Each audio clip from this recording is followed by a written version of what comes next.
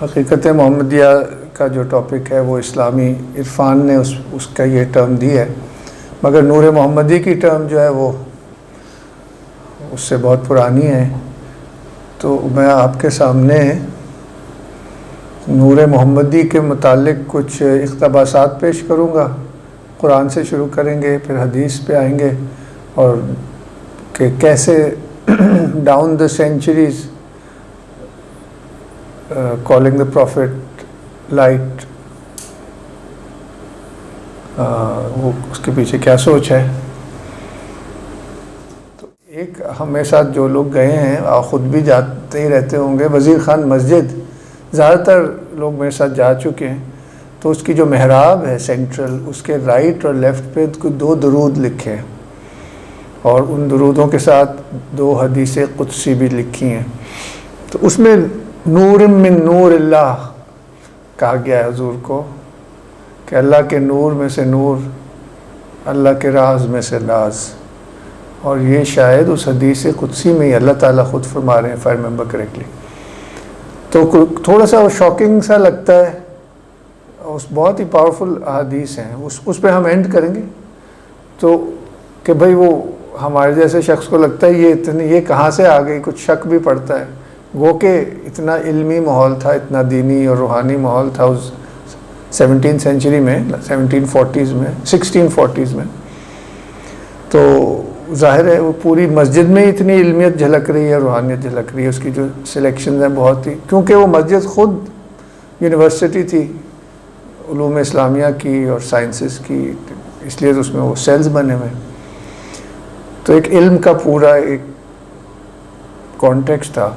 تو مگر اس کے پیچھے اس میں سے ہم صرف وہ نور والی بات لے رہے ہیں، کیونکہ پھر وہ نور والی بات جو ہے وہ ان اے سینس ایک ایٹرنل ریالٹی کی طرف اس کا اشارہ ہے، یعنی کہ میٹافزیکل ریالٹی، جس پہ پھر فاضل صاحب کا آج بیان ہے۔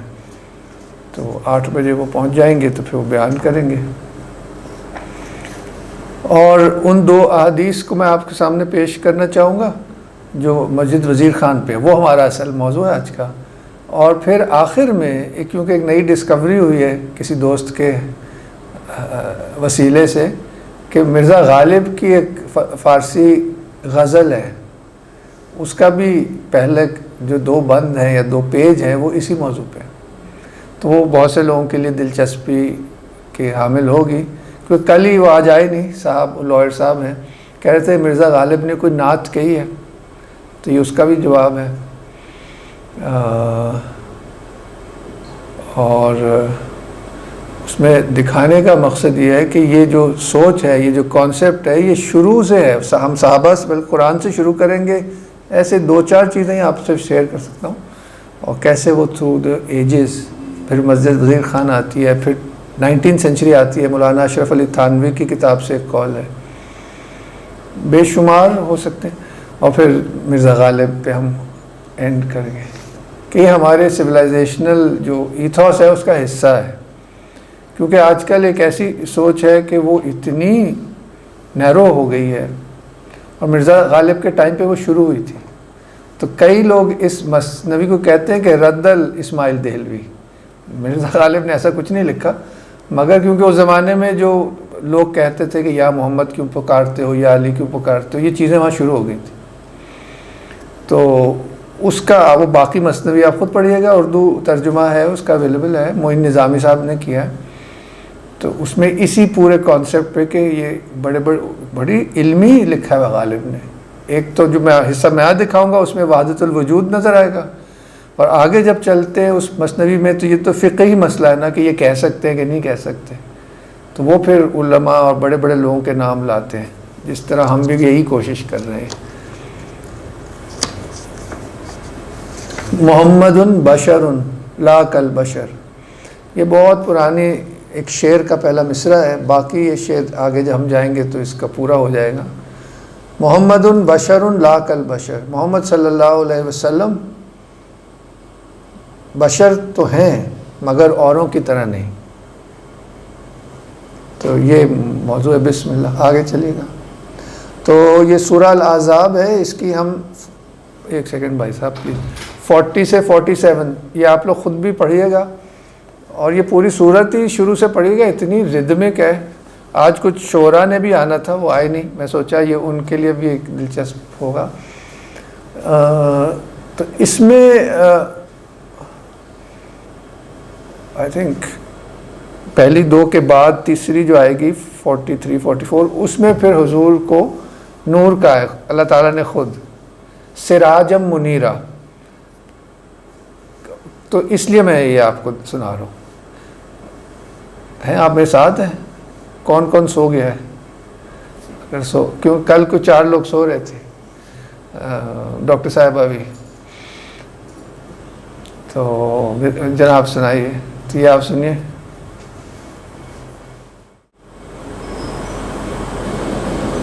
بسم اللہ الرحمن الرحیم.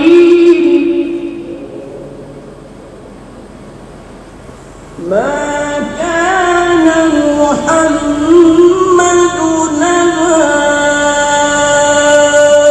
أحد من رجالكم ولكن رسول الله وخاتم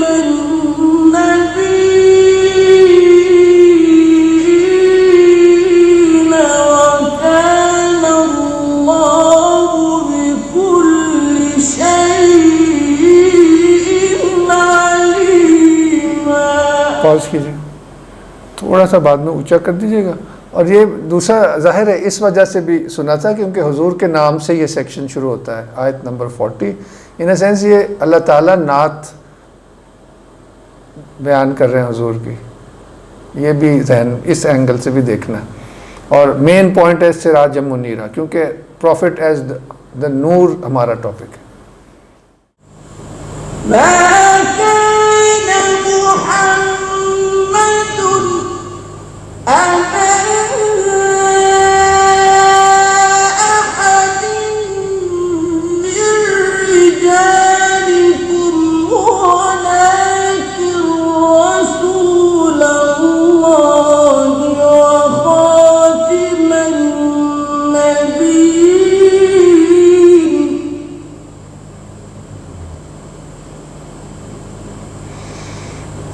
ولكن رسول الله وخاتم النبيين وكان الله بكل شيء عليما. يا أيها الذين آمنوا اذكروا الله ذكرا كثيرا وسبحوه بكرة وأصيلا. یہ جناب پورا تصوف ہے اس میں. یہ میں اس کی ساتوں آئے تھے، اتنی خوبصورت ہیں. نیکسٹ ہاں جی پلے. الذي يصلي عليكم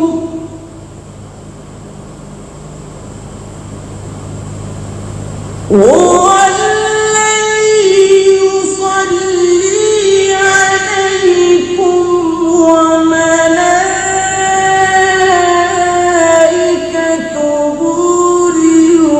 ليخرجكم من الظلمات إلى النور.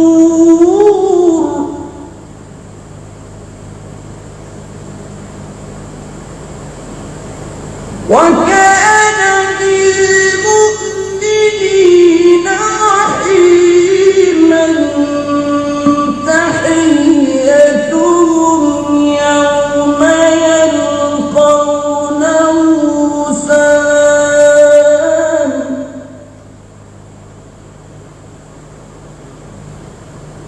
آپ نے کچھ کیا؟ وكان بالمؤمنين رحيما. تحيتهم يوم يلقونه سلام.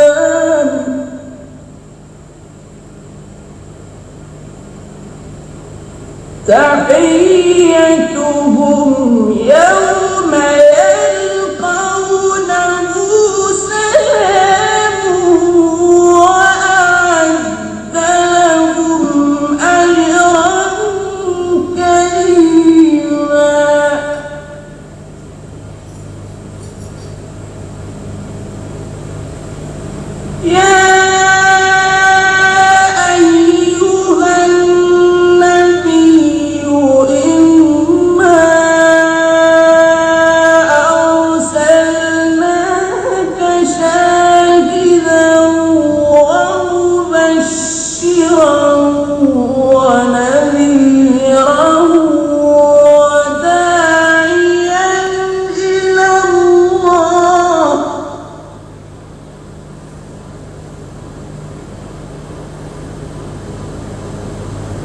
وداعيا إلى الله بإذنه وسراجا منيرا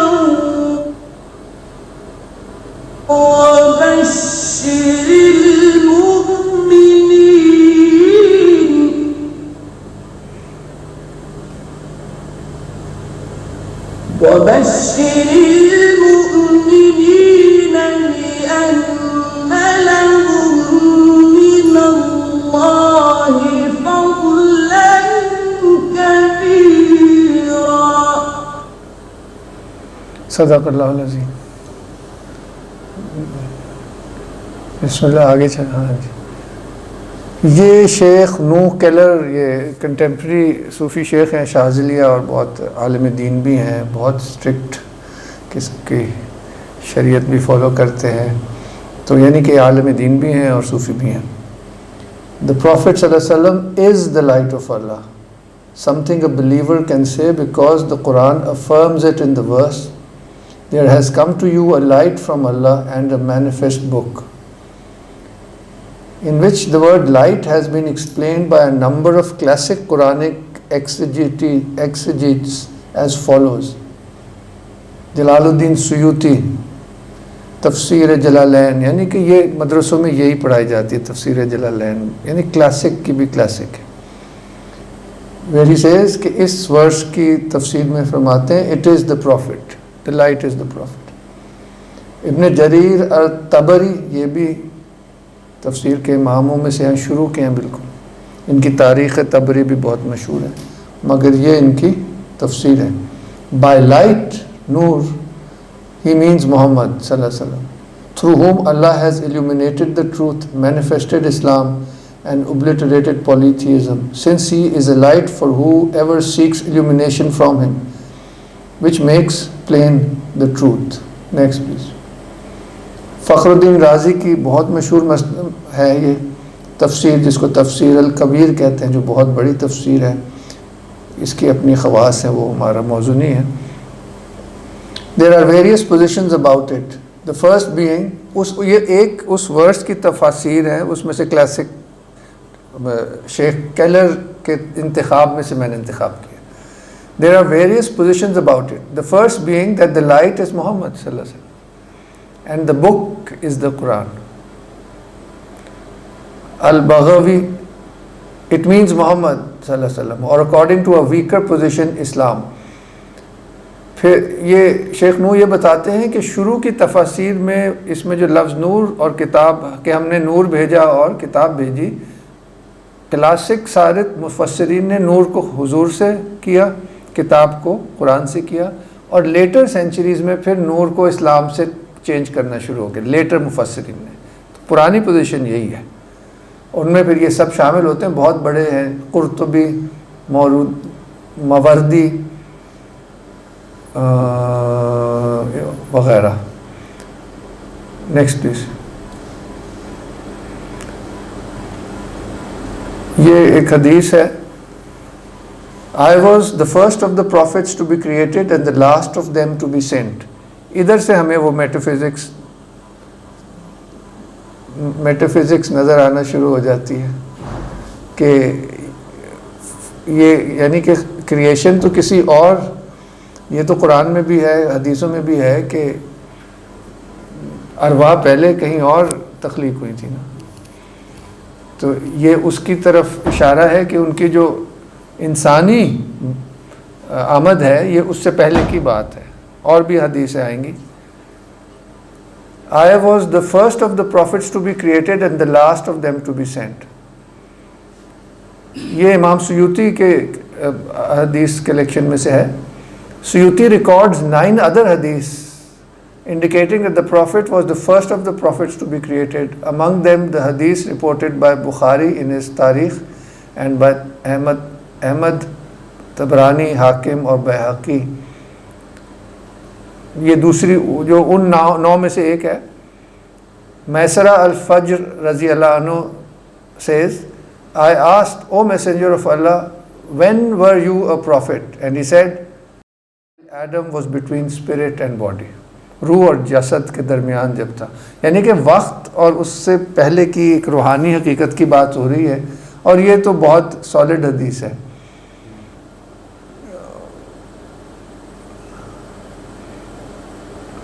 तो ये मैंने बहुत ही मुख्तसर एक झलकी दी है कि उस कुरानिक वर्स के हिसाब से भी. और तो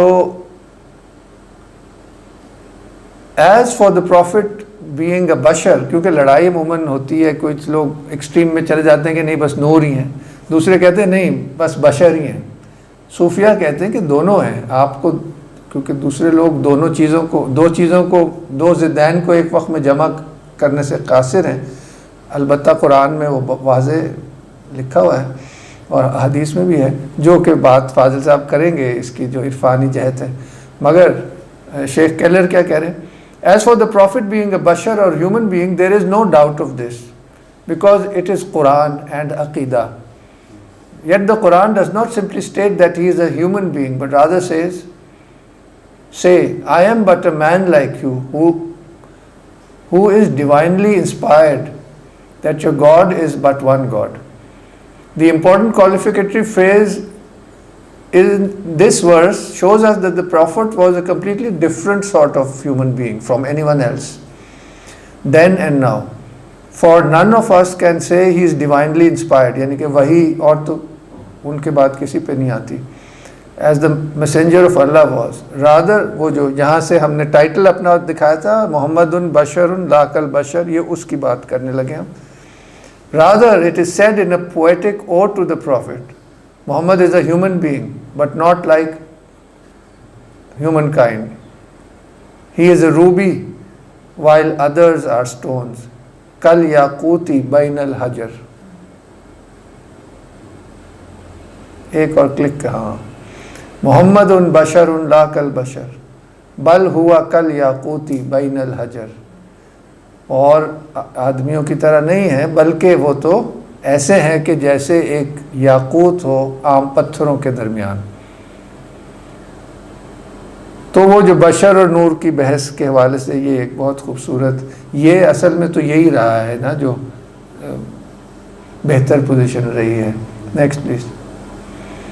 अब ये एक थोड़ा सा, ये मैंने नेट से ज़्यादातर जो चीज़ें मैंने शेख नू केलर से ली है, और एक लेबनीज़ कंटेम्प्रेरी आलिम दीन है शेख जिब्रील फुआद अल हद्दाद, उनकी किसी राइटिंग से लिए. तो ये क्योंकि थोड़ा सा वर्क इन प्रोग्रेस है तो इतना पॉलिश नहीं है, तो ये तो अभी शुरू हुआ है.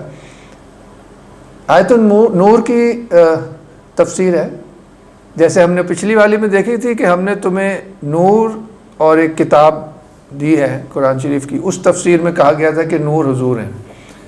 बहुत से बड़े सारे क्लासिक लोगों ने ये कहा. तो यहाँ भी हमें यही नज़र आता है कि आयतुन नूर की तफसीर में सम scholars said this similitude refers to Noor of Mohammad सल्लल्लाहु अलैहि वसल्लम.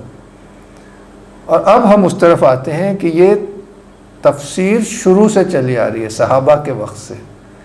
ये भी हम जो दूसरे लोग हैं वो इस चीज़ पे को सरफ नज़र कर देते हैं, वो बहुत ही सिलेक्टिव रीडिंग करते हैं और ये दिखाने की कोशिश करते हैं कि ज़्यादातर चीज़ें ये जो है बिदअतें बाद में आई हैं. जब जो मुसलमानों में चीज़ आम हो, अव्वल तो हुजूर ने कहा था मुसलमानों में कोई गलत चीज़ आम हो ही नहीं सकती, उसकी भी नफ़ी करते हैं. दूसरा ये है कि जब सोर्सेस पे जाते हैं तो सब मौजूद है, हम अपनी सोर्सेस से दूर हो गए.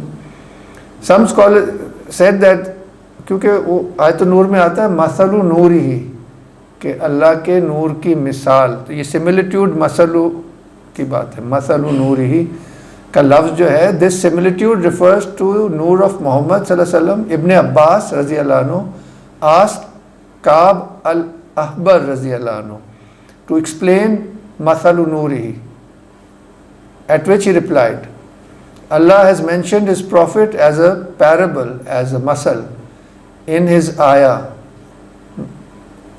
Mathalu Nurihi ka mishkatin, وہ نور کی مثال ایسے ہے کہ ایک تاک ہو, یہ وہ مشکات ہے. So he says, یہ والے صحابی کہتے ہیں کہ مشکات refers to the chest of the prophet. الزجاجہ, وہ مثال اللہ تعالیٰ نے آیت النور میں دی ہے نا, تو وہ اس کا مطلب گلاس, اس میں لکھا ہے گلاس. تو صحابی کہہ رہے ہیں کہ glass refers to the heart of the prophet. And Misbah, وہ جو جلتی بھی ہے, lamp refers to his نبوہ. And the words زیت یعنی کہ تیل, whose oil is well nigh luminous, نور علی نور, کہ اس کا جو تیل ہے وہی جیسے چمک رہا ہو, لائٹ ہو. Means that even if the prophet had not declared himself a prophet, still his noor would have glowed, providing to people that he is a nabi. تو یہ ہم پروفٹ کے اینگل سے دیکھ رہے ہیں. آیت النور کو ہم نے اور ایک سیٹنگ کی تھی, وہ امام غزالی کی ایک رائٹنگ ہے مشکات الانوار, وہ آپ لوگ ضرور دیکھیں. تو اس میں بھی آیت النور کی تفسیر وہ صحابہ سے شروع کرتے ہیں, اور وہ یہ سارے جو ایلیمنٹس ہیں, گلاس, طاق, وہ سب انسان پر اس کا مطابق رکھتے کہ ایمان کی لائٹ ہے وہ وغیرہ وغیرہ. تو یہ میں نے نظر سے نہیں گزری تھی پہلے. Next please. حضرت اربس بن سریہ رضی اللہ عنہ, the companion of the prophet, heard the messenger of Allah alayhi salatu wasalam saying, I am Abdullah and last of all prophets. I was a prophet when Adam was mingled in the mud. اس کی ایک اس کی version ہے کہ جب when Adam was between clay and water. ایک version ہم پہلے سن چکے ہیں, when Adam was between spirit and body. تو یہ ایک اور اس کی ورژن ہے. I inform you that I am the dua of my father Ibrahim, the tiding of Isa and the dream of my mother, which mothers of other prophets also used to see. My mother saw that from her emerged a noor which illuminated the castles of Syria. امام بیہقی ان دلائل النبوہ. یہ ایسی یہ references ہیں جو بہت کہ پکی ہیں, کیونکہ اس پہ بہت بحث ہوئی ہے. تو مقصد یہ ہے کہ نیکسٹ پلیز. امام اب ہم قرآن سے حدیث سے ہم اب آخر کی طرف آ رہے ہیں, تو آگے چلتے ہیں. تو امام ابو حنیفہ حنفی فقہ کے جو بانی ہیں, Imam Abu Hanifa praises the Prophet in the following poem. You are that noor that the full moon is brightened by. Your noor and you are with your beauty and elegance a shining sun. یہ ہم نے کل دیکھا تھا کہ حضور کی جو صحابہ, کل ہم نے شمائل ترمذی ریحان صاحب نے اس میں سے اس پہ بات کی تھی, میں نے کچھ چیزیں پڑھی تھیں. تو اس میں جب صحابہ نے تشبیہ کھینچتے تھے حضور کی, تو ان کے چہرے کی روشنی کو چاند اور سورج سے ہی تشبیہ دیتے تھے. وہ کل ہم نے وہ سب بہت ساری دیکھی تھیں حدیثیں. تو یعنی کہ ایک حضرت ابو حنیفہ جو کہہ رہے ہیں اس کے پیچھے پورا ایک ٹریڈیشن ہے, ایسے ہی نہیں کہہ رہے. پھر قرآن ایک ٹریڈیشن بھی ہے کہ سراجم منیرہ جو آج ہم نے دیکھی سورہ احزاب کی آیت. تو اب ہم بالکل اپنے ٹائم پہ آ جاتے ہیں, 19th century. مولانا اشرف علی تھانوی رحمۃ اللہ علیہ mentions a hadith in his book نشر الطیب فی ذکر النبی الحبیب صلی اللہ علیہ وسلم with the reference of احکم bin القطان and حضرت علی ابن الحسین یعنی کہ امام زین العابدین, narrated from his father حضرت حسین رضی اللہ عنہ یعنی کہ امام حسین, and he narrated from his father حضرت علی رضی اللہ عنہ that the Prophet said, I was a noor in front of my Lord some 40,000 years before the birth of Adam.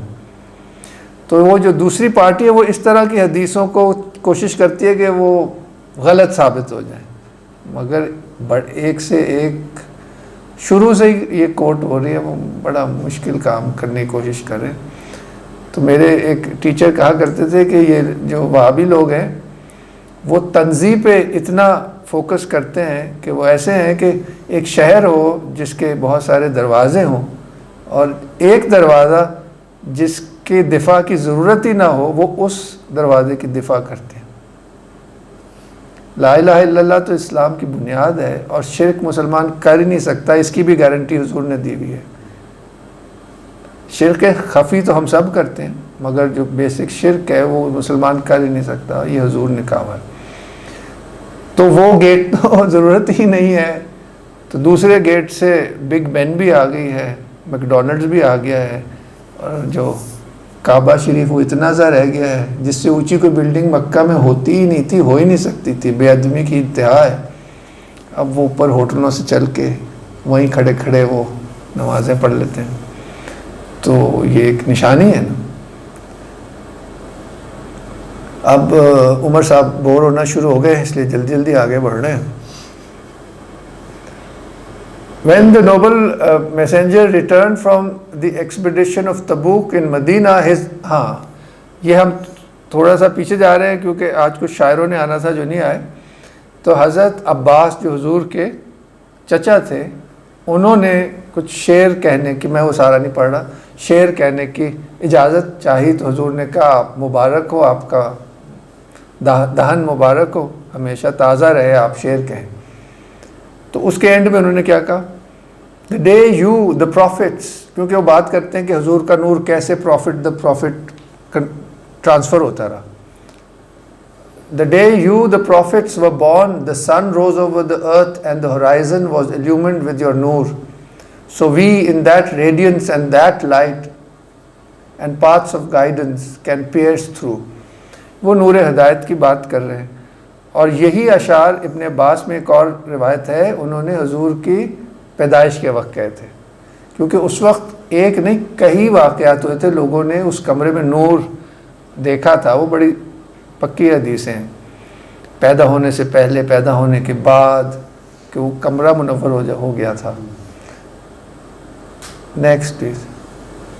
تو اب جو ہمارا آخر میں مدعا تھا کہ یہ سارا تھوڑا سا بیک گراؤنڈ کا ایک ذوقی ایک اشارہ ہی دیا ہے کہ یہ جو ہماری مسجد وزیر خان ہے لاہور میں، اس کی سینٹرل محراب کے رائٹ اور لیفٹ کیا لکھا ہے، میں وہ آپ کو اصل میں پیش کرنا چاہ رہا تھا. اللہم صلی علی محمد صاحب العالمین والمحبوب رب المشرقین والمغربین. ابھی پڑھتے ہیں، ابھی بڑا کریں گے. Next please. اس میں اللہم صلی علی محمد النبی الحرمین و رسول الثقلین. اب پہلی بار اب پڑھتا ہوں، نیکسٹ کریں. ہاں جی. اللہم صلی علی محمد صاحب العالمین و محبوبہ رب المشرقین و محبوبہ رب المغربین الذی شرف لہ الفرد الصمد. اے اللہ درود بھیج تو محمد صلی اللہ علیہ وآلہ وسلم پر جو تمام جہانوں کے لیے باعث عزت ہیں اور مشرقوں اور مغربوں تمام سمتوں کے محبوب ہیں. اس بے نیاز اللہ تعالیٰ نے انہیں یہ شرف بخشا اور فرمایا، دیکھیے نا، اللہم صلی علی محمد صاحب العالمین و محبوب رب المشرقین و محبوب رب المغربین الذی شرف لہ الفرد الصمد. یہ اللہ تعالیٰ کی صفات ہے، فرد اکیلا، اور صمد یعنی کہ ہر چیز سے بے نیاز. قال من لدن العرش الى تحت اردینا کلہم یطلبون ردائی. تو یہ بیسیکلی حدیث قدسی آ رہی ہے، اور فرمایا کہ عرش کے نیچے تمام مخلوقات میری رضا چاہتی ہیں. وَأَنَا أَطْلِبُ رِضَاكَ یا محمد، اور میں تیری رضا چاہتا ہوں اے محمد. Next please. یہ وہاں جا کے آپ خود پڑھیے گا، اور اس کی خطاطی بھی کیا کمال محقق ہے اللہم صلی علی محمد نبی الحرمین و رسول الثقلین المتجلی بالتجلیین الذی قال لہ الواحد الاحد. پہلے درود ہے، پھر اللہ تعالیٰ کی دو صفات ہیں. درود تو آپ سمجھ ہی گئے ہوئیں گے، ٹرانسلیٹ کرنے کی ضرورت تو نہیں ہے. اللہم صلی علی محمد نبی الحرمین، دونوں حرمین کے نبی، و رسول الثقلین، دونوں بھاری جماعتوں کے نبی، یعنی کہ سورہ رحمان میں جن اور انسانوں کے نبی. المتجلی بالتجلیین، جن کو روشنی دی گئی دو روشنیوں سے. ٹھیک ہے نا فالسہ. الذی قال لہ الواحد الاحد، اللہ تعالیٰ جو کل آپ کے سارا لیکچر تھا احدیت اور وحدیت پر، کہ تو وہ آج اس پہ نہیں بات کرنی. تو اللہ تعالیٰ کی صفات ہیں. تو اس واحد اور احد نے کیا کہا جو آج کا ٹاپک تھا، یا نور و نوری، اے میرے نور میں سے نور، یا نور و نوری، و یا سر سری، میرے راز میں سے راز، و یا آخرین معارفتی، اور میری معرفت کے میں سب سے آگے، لمٹ، انتہا، آخرین معرفتی، افدیت ملکی، میں نے تمہیں تحفہ کیا اپنا پوری کنگڈم، افدیت ملکی علیکا، ایسے ہی ہے نا، فدیہ کیا ہے، قربان کیا، ملکی علیکا یا محمد. تو وہ ساری بات یا محمد پہ بھی اعتراض ہوتا ہے نا، تو اب اللہ تعالیٰ خود ہی کہہ رہے ہیں، تو اب تو اعتراض مشکل ہو جائے گا. تو اب آخر میں کیونکہ نئی چیز ڈسکور ہوئی ہے، تو اس کے اگر آپ بور ہو گئے ہیں تو پھر کبھی صحیح.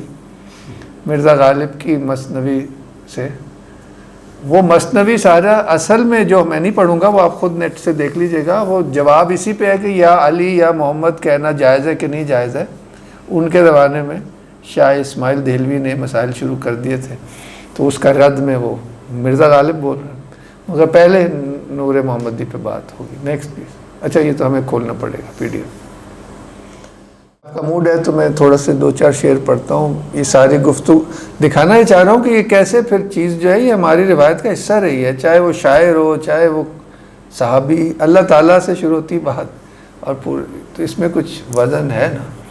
اور اس کا جو مرزا اسد اللہ خان غالب، بیان نموداری شان نبوت و ولایت، کہ شان نبوت اور ولایت کے نمودار ہونے میں کہ در حقیقت پرتوئے نور الانوار حضرت الوہیت است. تھوڑا ہاں، شان نبوت اور ولایت کے ظہور کا بیان جو حقیقت میں بارگاہ الہی کے نور الانوار کا پرتو ہے، ایک کرن ہے. جو نور ہے ولایت کا اور نبوت کا، وہ اللہ تعالیٰ کے ہی نور سے ہے. کیونکہ اصل میں بات میں بھول ہی گیا، وہ حدیث بھی شامل کرنا بھول گیا، کیونکہ تھوڑا سا ورک ان پروگریس ہے. یہ ساری بحث شروع ہوئی تھی، ایک حدیث ہے بہت مشہور جس پہ بہت اٹیک ہوتا ہے، مگر وہ شروع سے استعمال ہو رہی ہے، کہ اللہ تعالیٰ نے سب سے پہلی جو چیز بنائی وہ حضرت علی والی حدیث میں ویسے آج آ گیا تھا. اس حدیث میں اور وضاحت ہے کہ سب سے پہلی چیز جو خلق کی وہ میرا نور تھا، اور باقی سب کچھ اس نور سے بنایا. اس پہ آج کل بہت وہ کرتے ہیں کہ اس کی سند نہیں ہے، یہ نہیں ہے، وہ نہیں ہے. تو ان کنٹمپریری شیوخ نے اس کا جواب دیا ہے کہ نہیں بھیا، یہ اتنے بڑے بڑے اسکالرز نے، اور پھر انڈیا میں عبدالحق محدث دہلوی نے اس کو استعمال کیا، بہت بڑے بڑے لوگوں نے.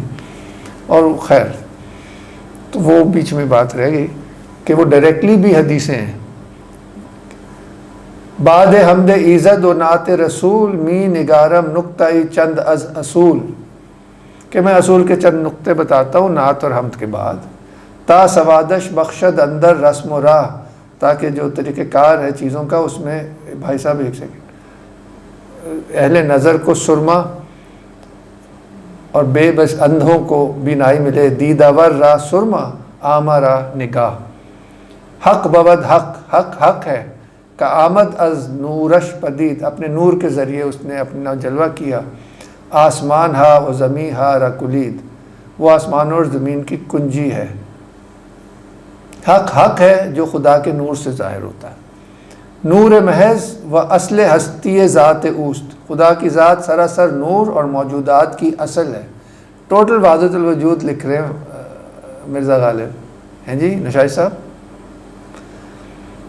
ہر چے جز حق بینی از آیات اوست، حق کے سوا جو کچھ بھی تمہیں دکھائی دیتا ہے وہ اس کی نشانیاں ہی ہیں، کیونکہ اس نور سے وہ جلوہ افروز ہوئی ہیں. تاب خلوت گاہ غیب الغیب بود، وہ حسن جب اس غیب الغیب کی خلوت قدے میں تھا، حسن را اندیشہ سر در جیب بود، تو اس حسن نے اس کا خیال سر با گریبان تھا، وہ اس نے سر جھکایا ہوا تھا اپنے گریبان میں ہی، اپنا ہی جلوہ اپنے ہی اندر دیکھ رہا تھا خدا. صورت فکر این کے باری چوں کند، اسے یہی سوچ تھی کہ وہ کیا تدبیر کرے کہ تاز جیب غیب سر بیرون کند، کہ گریبان غیب سے پردہ ظہور میں آ جائے، وہ جو اپنے اندر دیکھ رہا ہے وہ باہر بھی دیکھ سکے. یہ کیا ہو گیا بھائی، اوپر ہوگا نا ٹاپ پہ، مجھے پتا آپ کو جلدی ہے کہ ختم ہو. ایک سیکنڈ. جلوہ کرد از خیش ہم بر خیش تن، چنانچہ اس نے خود پر ہی اپنی جلوہ گری کی. داد خلوت را فروغ انجمن، اور خلوت کو جلوت کی رونق عطا کی. جلوہ اول کے حق بر خیش کرد، حق نے خود پر جو پہلا جلوہ کیا. مشعل از نور محمد پیش کرد، تو محمد صلی اللہ علیہ وسلم کے نور کی مشعل سامنے رکھ لی. تو اس کے اوپر بھی بہت سی احادیث ہیں، وہ آج میں نہیں پیش کر سکا، ایک کی تھی، ایک کا ذکر کیا. شد ایازا نور در بزم ظہور، بزم ظہور میں دور و نزدیک جو کچھ بھی پنہا ہے، ہر چے پنہا بود از نزدیک و دور، اس نور سے عیا ہو گیا. Next please.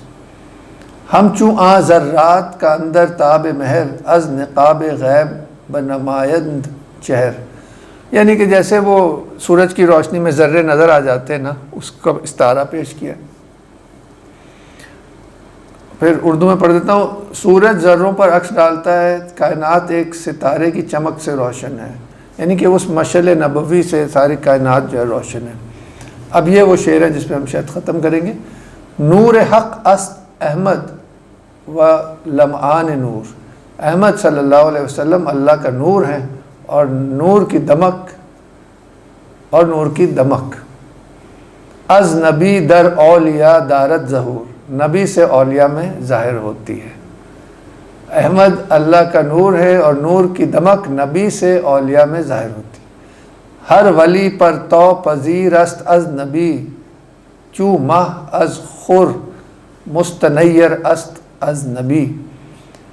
ہر ولی نبی صلی اللہ علیہ وسلم سے نور جذب کرتا ہے جیسے چاند سورج سے، اسی طرح اولیاء نبی سے روشنی حاصل کرتے ہیں.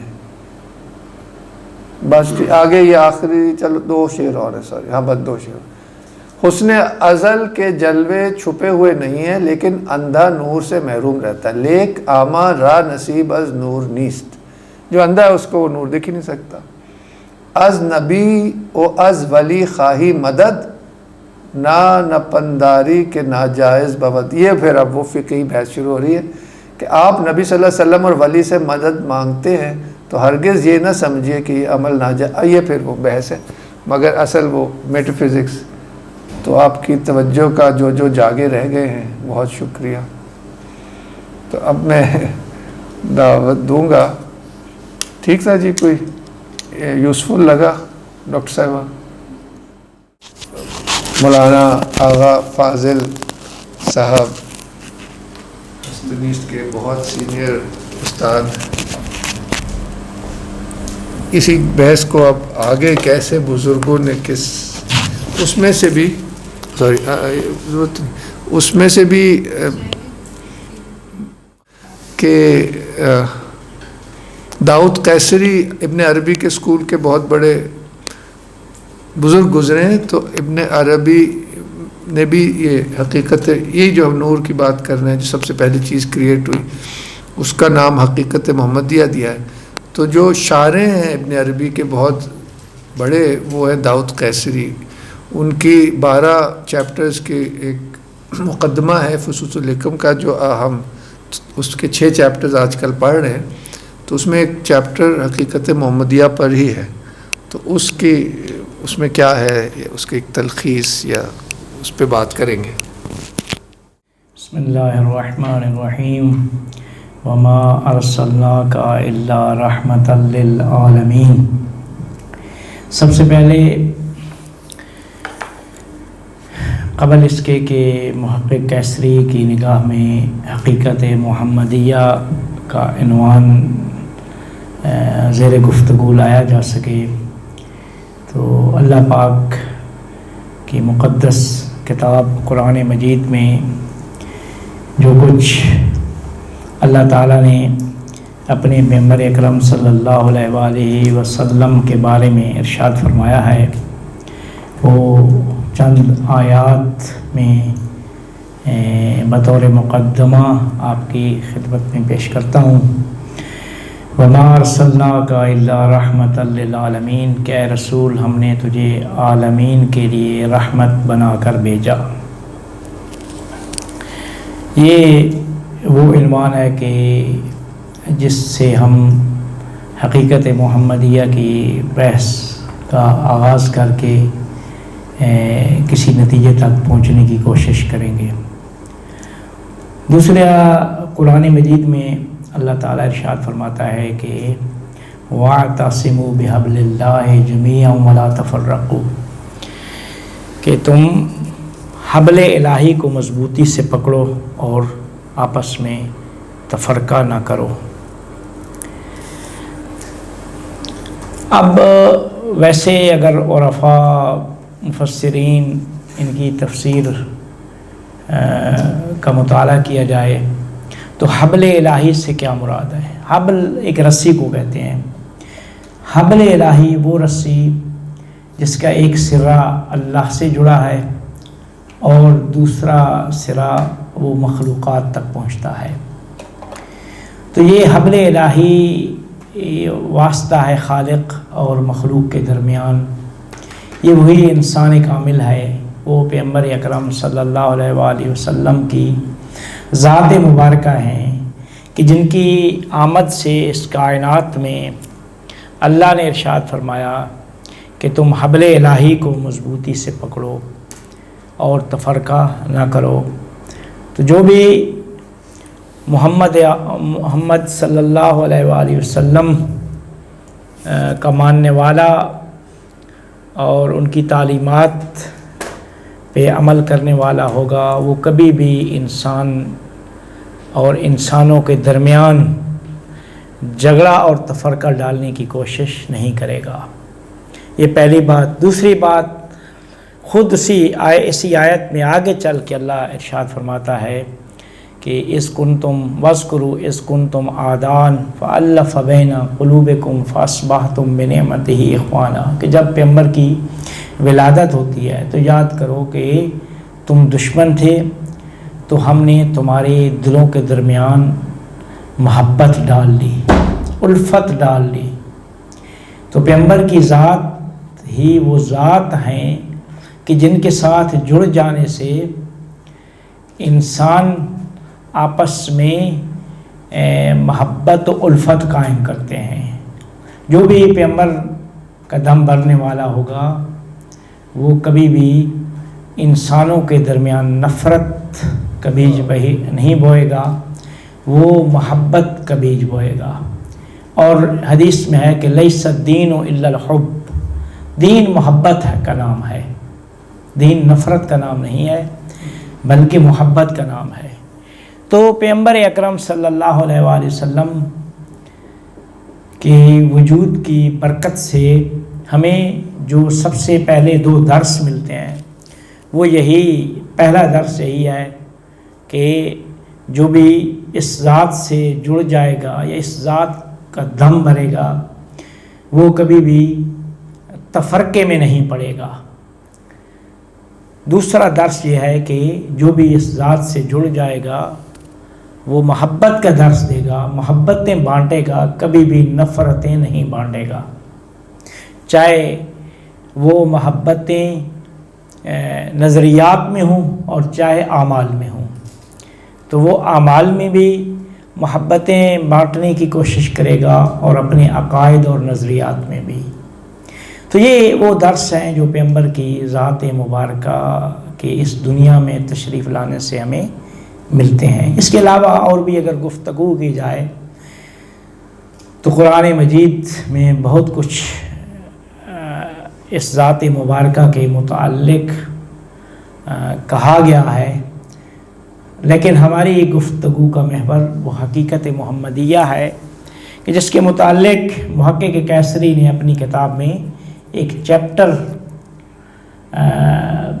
ایک جدا چیپٹر لکھا ہے حقیقت محمدیہ کے بارے میں۔ نہ فقط محقق کیسری بلکہ ابن عربی اور بھی ان کے علاوہ جتنے بھی عرفاء گزرے ہیں وہ حقیقت محمدیہ کے متعلق انہوں نے بہت کچھ لکھا ہے، بلکہ ان کی عرفان کا محور اور مرکزی بحث ہی، مرکزی عنوان ہی حقیقت محمدیہ ہے۔ اب اللہ نے فرمایا کہ وَمَا أَرْسَلْنَاكَ إِلَّا رَحْمَةً لِّلْعَالَمِينَ، کہ اے پیغمبر ہم نے تجھے عالمین کے لیے رحمت بنا کر بھیجا۔ اب عالمین خود محقق کیسری عالم کا معنی کرتے ہیں کہ عالم علامت سے ہے جس کا معنی نشانی ہے، کہ عالم وہ نشانی ہے کہ جس نشانی سے ہم اس اللہ کے اسماء اور صفات کے اعتبار سے اس ذات کی معرفت حاصل کر سکتے ہیں یا معرفت حاصل کرتے ہیں۔ عالم وہ علامت اور وہ نشانی ہے کہ جس نشانی سے اللہ تعالیٰ کو اسماء اور صفات کی حیثیت سے ہم پہچانتے ہیں۔ پھر عالمین ما ارسلناک الا رحمۃ للعالمین، عالم کی بات نہیں ہوئی بلکہ عالمین کی بات ہوئی۔ اے پیغمبر ہم نے تجھے عالمین کے لیے رحمت بنا کر بھیجا ہے۔ ویسے جتنے بھی عرفاء ہیں، ابن عربی، خود محقق کیسری، ملا صدرہ، دوسرے لوگ، وہ عوالم کے متعلق گفتگو کرتے ہیں، لیکن وہ عوالم کلیہ کی بات کرتے ہیں۔ کلی عالم کو 5 کلی عوالم میں تقسیم کر دیتے ہیں، وہ پھر نام دے دیتے ہیں 5 عالم کو، لیکن وہ فرماتے ہیں کہ یہ کلی عالم ہیں۔ ہر ایک عالم میں بہت سارے جزئی عالم ہیں، ہر عالم میں بہت سارے جزئی عوالم ہیں کہ جن کی تعداد نامحدود ہے، جن کی کو ہم گنتی نہیں کر سکتے، جن کی ہم تعداد نہیں بتا سکتے کہ جزئی عالم کتنے ہیں۔ اس کی وجہ یہ ہے کہ ہر عالم کی موجودات جو ہیں، ہر عالم کی موجودات وہ نامحدود موجودات ہیں، تو ہر موجود کا ایک عالم ہے، ہر مخلوق کا ایک عالم ہے۔ ویسے جو ملا صدرہ علامہ طباطبائی صاحب وہ عالم کا معنی اس طرح ذکر کرتے ہیں کہ ہستی کا ایک خاص حصہ جو ایک خاص مخلوق نے پر کیا ہوا ہے اس کو عالم کہا جاتا ہے۔ انسانوں کا عالم یہ کائنات ہے، اس کو عالم مادہ کہا جاتا ہے، عالم ناسوت، عالم شہادت، یہ محقق کیسری مختلف نام دیتے ہیں۔ لیکن وہ فرماتے ہیں کہ اس عالم میں بہت ساری موجودات ہیں، انسان ہیں، حیوانات ہیں، حیوانوں کی کتنی قسمیں ہیں، جنات ہیں، اور پھر انسان ایک کلی چیز ہے، انسان کے افراد ہیں۔ اس عالم کا ہر فرد خود ایک عالم ہے۔ انسان جو اس عالم میں ہے، ہر انسان اپنے اعتبار سے خود ایک عالم ہے۔ تو کلی عالم وہ عالم مادہ یا عالم شہادت یا عالم ناسوت ہے، لیکن اس کلی عالم میں بھی بہت سارے عوالم موجود ہیں۔ تو موجودات کے اعتبار سے ہر فرد کا ایک عالم ہے۔ اس وجہ سے فرمایا کہ وما ارسلناک الا رحمۃ للعالمین، کہ اے پیغمبر ہم نے تجھے عالمین کے لیے رحمت بنا کر بھیجا۔ اب محقق کیسری عالم کا معنی پھر اصطلاحاً جو ذکر کرتے ہیں، فرماتے ہیں اصطلاح میں عالم ہر وہ چیز جو ما سوی اللہ ہے وہ عالم ہے، ما سوی اللہ کو عالم کہا جاتا ہے۔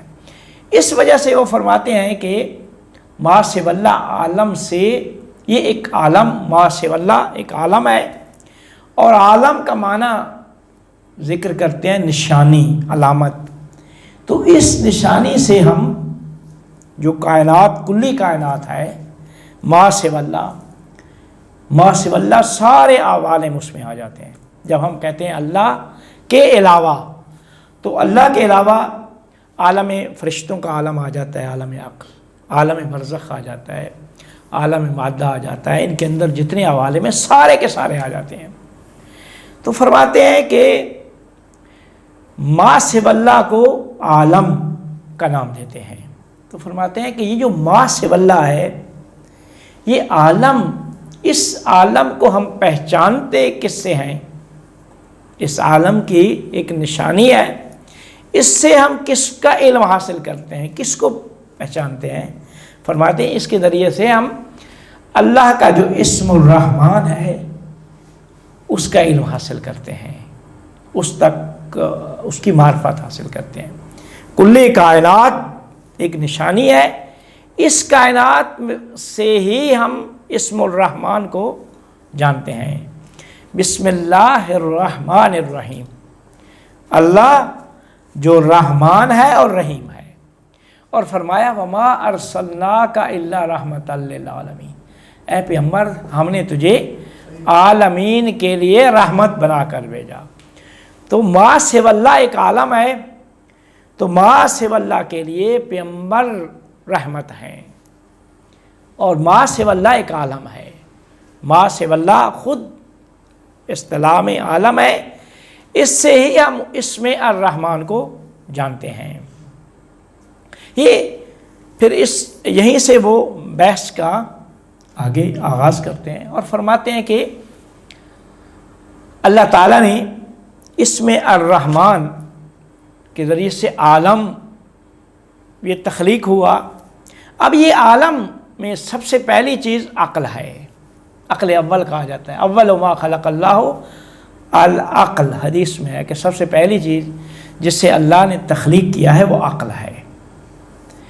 تو عقل البتہ محقق کیسری یہ بات لکھتے ہیں، لیکن بعض دوسرے عرفاء یا مثال کے طور پہ فلاسفہ وہ تھوڑا سا اختلاف ہے، وہ فرماتے ہیں کہ روح جو ہے، عقل وہ عالم ارواح ہے، عقل عالم ارواح ہے، اور روح میں اجمال ہے، اور روح کے بعد وہ قلب کو روح سے جدا کرتے ہیں، دل، قلب جسے ہم دل کہتے ہیں۔ تو وہ فرماتے ہیں کہ دل میں تفصیل ہے، دل میں تفصیل ہے، روح میں اجمال ہے۔ یہ ایک اجمال ہے، مطلب یعنی ساری چیزیں یکجا ایک جگہ موجود ہیں، یہ ہے اجمال، روح کے اندر سب کچھ موجود ہے، یہ اجمال ہے۔ اس کی یہ مثال دے سکتے ہیں کہ جیسے روشنی ہے جس میں سے ابھی رنگ آیا نہیں ہوا۔ جی بھی ہے، جی یہ بھی صحیح مثال ہے، بالکل صحیح ہے۔ تو فرماتے ہیں روح میں اجمال ہے، قلب میں تفصیل ہے، روح میں اجمال اور قلب میں تفصیل ہے۔ اور اللہ نے انسان کامل کو، ایک ایسی ذات ہے جس کو اللہ نے عقل بھی عطا کیا ہے اور قلب بھی، تو وہ روح کے اعتبار سے انسان کامل میں اجمال ہے اور قلب کے اعتبار سے تفصیل ہے، ٹھیک ہے جی۔ اب البتہ جو دوسرے فلاسفہ، ملا صدرہ جس طرح ہے، آغا جوادی عامری صاحب ہیں ہمارے استاد محترم، علامہ طباطبائی صاحب ہیں، یا آغا حسن زادہ عامری صاحب، وہ لکھتے ہیں، وہ فرماتے ہیں کہ قرآن میں روح کا جو لفظ استعمال ہوا ہے، قلب استعمال کیا گیا ہے، فؤاد ہے، نفس ناطقہ ہے، یہ ایک ہی چیز ہے، یہ ایک ہی حقیقت کے مختلف نام ہیں۔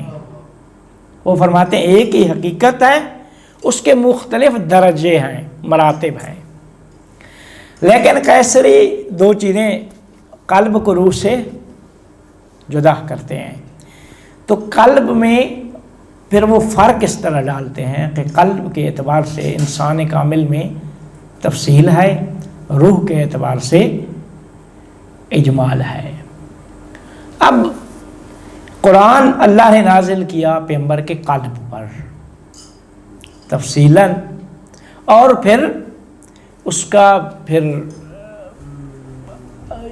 23 سال کے عرصے میں پھر اس کی جو ہے نا وہ ترتیب کے اعتبار سے اس کا آگے نزول ہوا۔ تو یہ انسان کامل جو ہے یہ فرماتے ہیں حقیقت محمدیہ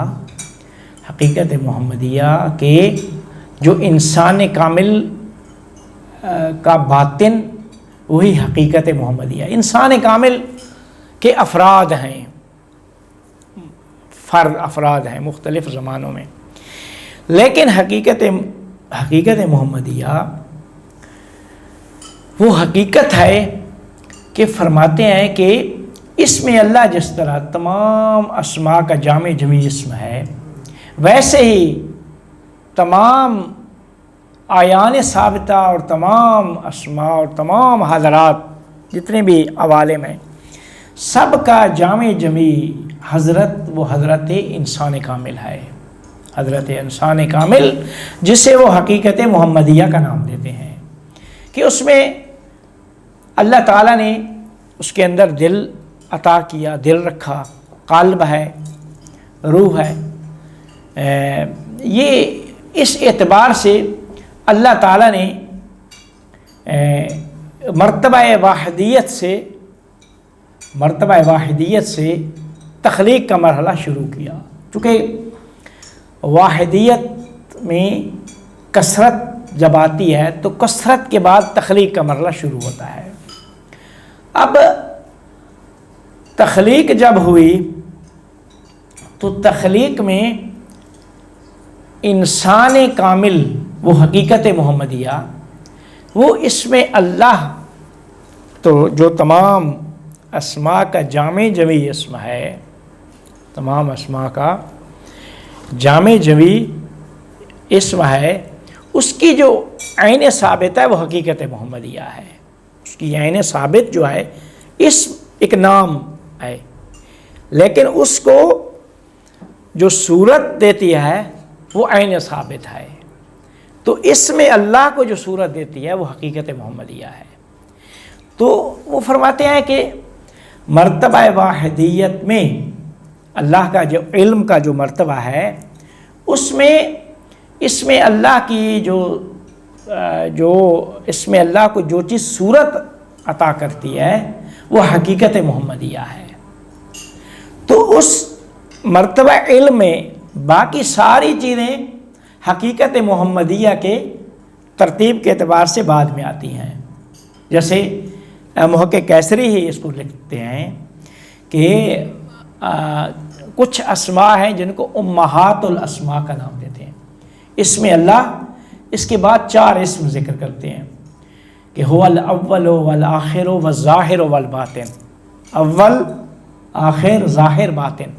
جب ہم کہتے ہیں کہ وہ اول بھی ہے اور آخر بھی ہے تو سب کچھ آ جاتا ہے اس میں۔ جب ہم کہتے ہیں وہ ظاہر بھی ہے اور باطن بھی ہے تو یہ 4 ایسے اسم ہیں کہ جو اپنے نیچے سارے اسماء کو لے لیتے ہیں، سارے اسماء ان کے نیچے جمع ہو جاتے ہیں۔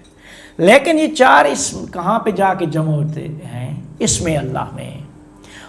جس اسم میں سارے اسماء اور ان اسماء کی آیان ثابتہ جو ان اسماء کو صورت عطا کرتی ہیں، ان 4 اسم اللہ، اس کے بعد امہات الاسماء، پھر نیچے ائمہ 7 اسم، حی ہے، مرید ہے، علم ہے، ارادہ ہے، متکلم ہے، کلام، اس طریقے سے وہ 7 اسم۔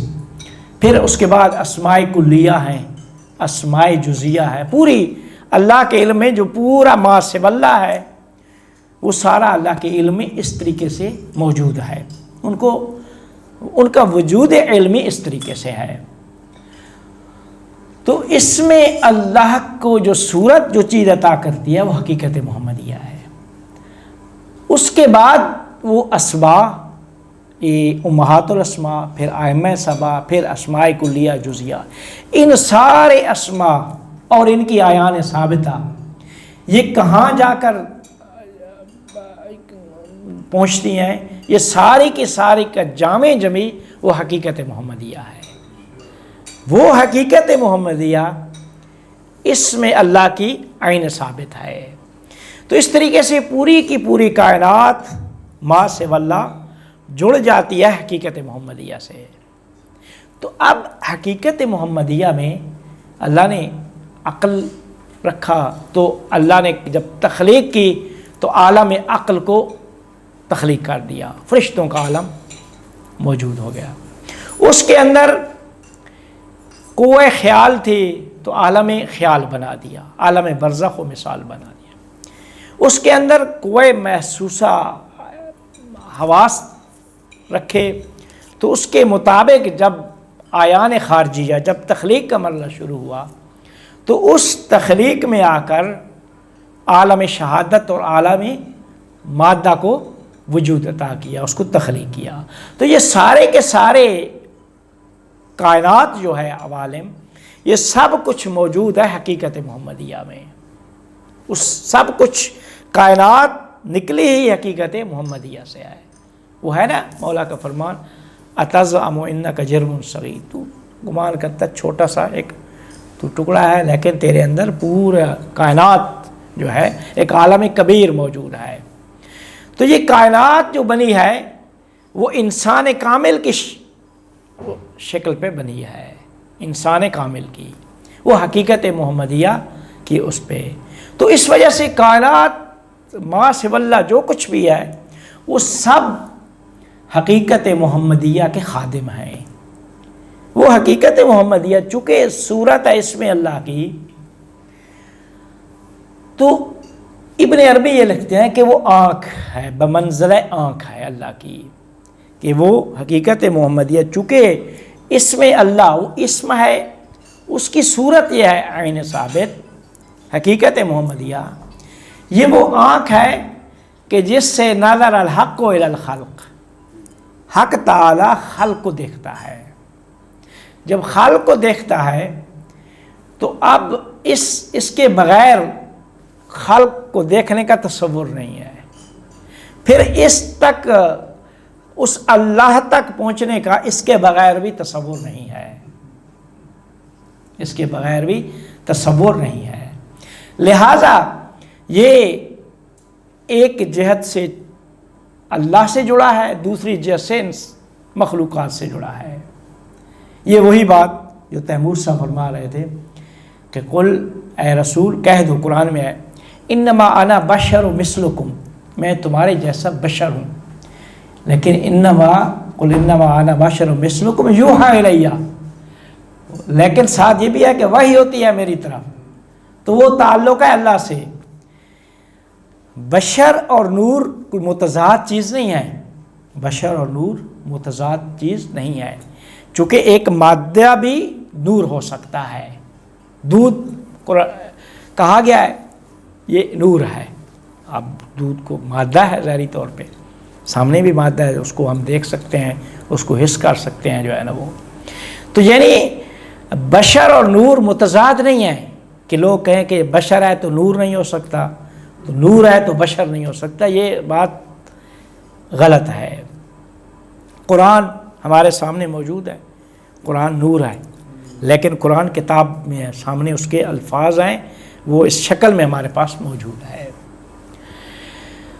تو یہ اس انسان کامل حقیقت محمدیہ، اس کے اندر دو جہتیں ہیں، ایک جہت وہ نور ہے اور ایک جہت بشری ہے۔ جہت بشری اس وجہ سے ہے کہ وہ انسان کامل چونکہ خلیفۃ اللہ ہے، تو خلیفۃ اللہ کا مطلب یہ ہوتا ہے کہ جس کی طرف سے جانشین ہے اس سے وہ جڑا ہے، پھر جن کے اوپر جانشین ہے، تو دونوں سائڈیں جو ہے نا اس سے جڑی ہوئی ہیں، لہذا نہ اس کا تصور اس کے بغیر ہے نہ ان کا تصور اس کے بغیر ہے۔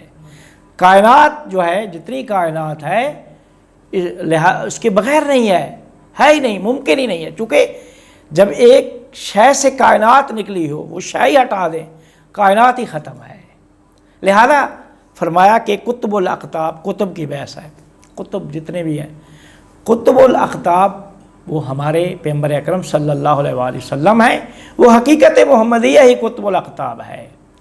قطب وہ نقطہ مرکزی درمیانی نقطہ ہے جس کے گرد سب کچھ گھومتا ہے، تو پوری کی پوری کائنات اس حقیقت محمدیہ کے گرد گھومتی ہے۔ اسی وجہ سے فرمایا کہ اے محمد تو نہ ہوتا تو میں کائنات بھی خالق نہ کرتا، لولا کا لما خلقت الافلاک، اگر تم نہ ہوتے تو میں کائنات ہی نہ خلق کرتا۔ کائنات بنی ہی حقیقت محمدیہ سے ہے۔ پھر فرمایا کہ بی بی فاطمہ کے بارے میں کہ اگر تو نہ ہوتی تو میں پیغمبر کو ہی خالق نہ کرتا۔ اس کی وجہ یہ ہے کہ وہ حقیقت محمدیہ میں اس عورت کو حقیقت میں نقطہ درمیانی نقطہ اس حقیقت کا بھی وہی ہے۔ اس وجہ سے پیغمبر نے فرمایا فاطمہ تو ام ابیہا، فاطمہ اپنے باپ کی ماں ہے۔ ماں یعنی سرچشمہ، جس سے کوئی چیز نکلے، ماں یعنی جس کے بطن سے بچہ پیدا ہوتا ہے اس کو ماں کہا جاتا ہے، یعنی جس سے کوئی چیز صادر ہو۔ تو یہ اس حقیقت میں، حقیقت محمدیہ میں یہ سارے وہ حقیقت واحد ہے۔ پھر اس حقیقت واحدہ کا جو اس کے مصادیق مختلف ہیں، اس کے افراد مختلف ہیں۔ جی، اس لیے وہ جو بڑی حدیث جو آج ہم نے بھی دیکھی کہ وہ حضور نے کہا نا کہ میں تو پہلے ہی نبی تھا اور سارے انبیاء میں میرا روٹ ٹرانسفر ہوا، بالکل، یعنی کہ تمام انبیاء کی بھی پھر روٹ وہی ہوا۔ جی بالکل بالکل، حقیقت محمدیہ، چونکہ جتنے انبیاء ہیں سب کو نبوت و رسالت اور ولایت ملی ہی اسی حقیقت محمدیہ سے ہے۔ حقیقت محمدیہ وہ یہ قیصری لکھتے ہیں کہ باطن نبوت و رسالت ہے، نبوت و رسالت کا باطن ہے۔ تو جو باطن نبوت و رسالت ہے وہ یعنی حقیقت محمدیہ، تو وہ باطن جتنا جس کو ملتا گیا، جتنی مقدار، اتنی مقدار اسے نبوت و رسالت عطا ہوتی گئی۔ اس کو پھر یہ ولایت کا نام دیتے ہیں کہ ولایت جو ہے، ولایت ایک اختیاری چیز ہے، نبوت و رسالت ایک عطائی چیز ہے، وہ اللہ عطا کرتا ہے، لیکن ولایت کے درجے پہ فائز ہونا پڑتا ہے۔ تو ولایت جو ہے کسی نبی اور رسول کے لیے پہلے ولایت رکھنا شرط ہے۔ ولایت ہے تو تب نبوت اور رسالت عطا ہوتی ہے۔ نبوت اور رسالت کے لیے ولایت شرط ہے، لیکن ولایت کے لیے نبوت اور رسالت شرط نہیں ہے۔ اور اس ولایت جسے ہم حقیقت محمدیہ کہتے ہیں، وہ جتنا جس کو جتنا مقدار ملتی گئی اس کے مطابق ہی اسے نبوت عطا ہوئی۔ کسی کو 10 درجہ، کسی کو 20 درجے، کسی کو 50 درجے، اور فقط وہ پوری کی پوری حقیقت محمدیہ اگر کسی ذات مبارکہ میں وہ ہوئی ٹرانسفر، تو وہ ہمارے پیغمبر اکرم صلی اللہ علیہ وآلہ وسلم ہیں۔ تو وہ ولایت میں واسطہ نہیں ہے، نبوت اور رسالت میں واسطہ ہے، چونکہ پیغمبر وہ حقیقت محمدیہ اور اللہ کوئی واسطہ نہیں ہے، وہ اس میں اللہ کی صورت حقیقت محمدیہ ہے۔ تو وہ ولایت ہے، وہ ڈائریکٹ ولایت، یعنی ڈائریکٹ اللہ کی ذات میں فنا ہو کر ڈائریکٹ اللہ سے الہی معارف کو اخذ کرنے کا نام ولایت ہے۔ تو اس اعتبار سے ہر نبی اور رسول پہلے ولی ہوتا ہے، بعد میں نبی اور رسول بنتا ہے۔ نبوت اور رسالت کے لیے ولایت کا ہونا ضروری ہے، لیکن ولایت کے لیے نبوت اور رسالت ضروری نہیں ہے۔ اس سے ایک اور چیز بھی سمجھ میں آتی ہے کہ اگر ولایت کا درجہ بڑا ہے اور نبوت اور رسالت نہیں ہے تو معیار فضیلت وہ ولایت ہے، معیار فضیلت ولایت ہے۔ تو ہو سکتا ہے ایک ولی کامل وہ کسی نبی اور رسول سے افضل ہو، کسی نبی اور رسول سے افضل ہو۔ اب آپ پیغمبر کی حدیث ہیں کہ علماء امتی افضل من انبیاء بنی اسرائیل، میرے بنی اسرائیل کے انبیاء سے افضل ہیں۔ علماء یعنی اس کے دین کے عالم جو معرفت کے اعلیٰ درجے پہ فائز ہوں۔ تو وہ فرمایا میری بعض انبیاء کے بنی اسرائیل کے انبیاء سے افضل ہیں۔ یہ حدیث بہت ساری کتب میں موجود ہے جو ہے نا۔ تو ولایت، اگر ولایت کا درجہ بڑا ہے تو اس کے لیے کوئی اگر نبی اور کم درجے کی ولایت والا نبی اور رسول ہے تو اس سے اس کی زیادہ فضیلت ہے جس کے پاس بڑے درجے کی ولایت ہے۔ تو اسی وجہ سے بی بی فاطمہ الزہرا سلام اللہ علیہ کے بارے میں پیغمبر کی جو احادیث ہیں زیادہ تر وہ یہی بتاتی ہیں کہ وہ بہت سارے انبیاء سے افضل تھیں، اسی وجہ سے کہ وہ ان کے پاس ولایت تھی۔